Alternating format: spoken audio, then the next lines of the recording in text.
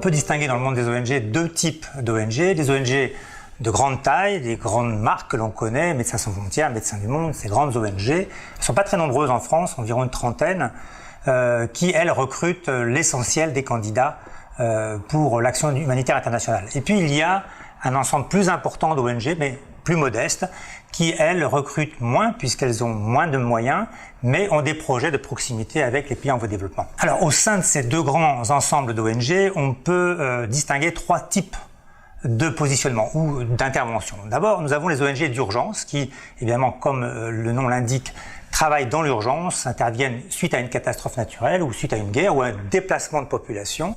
Et là, on recrute des profils urgentistes. Et puis, il y a des ONG qui se positionnent sur ce qu'on appelle le post-urgence, mais on parle plutôt de réhabilitation. Et là, il s'agit de réhabiliter la vie de tous les jours, donc reconstruire, mais pas reconstruire uniquement l'habitat, il faut aussi reconstruire la vie économique, la vie sociale, la santé, etc.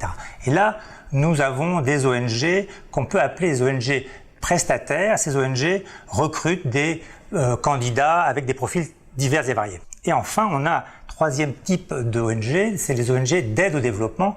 Alors là, ce sont des associations, des ONG qui travaillent au long cours et qui recrutent moins de candidats, mais des cadres, des chefs de projet ou des directeurs de mission qui, eux, s'installent sur une longue durée dans un pays en voie de développement. Au sein de ces ONG, on peut classer les métiers ou en tout cas les postes suivant trois axes.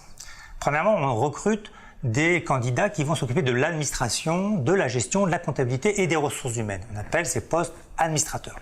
Nous avons également une deuxième lignée de profils, sont les profils chefs de projet ou chargés de projet. Donc là, vous avez deux types de chargés ou de chefs de projet. Les chefs de projet plutôt spécialisés en médecine, en santé, en éducation, en agriculture, en agronomie. Et puis vous avez des chefs de projet plus généralistes qui, eux, vont s'occuper de façon plus transversale de projets. Ils ont des compétences plutôt de management. Et enfin, la troisième lignée de métiers ou de postes que l'on retrouve dans le milieu des ONG de solidarité internationale sont les postes techniques et logistiques. Donc nous allons évidemment chercher des logisticiens ou des coordinateurs logistiques pour les grosses missions, mais nous allons également chercher des techniciens travaux publics, des conducteurs de chantier, des techniciens en chaîne de froid, techniciens réhabilitation, conducteurs de travaux, etc. Donc des profils relativement techniques.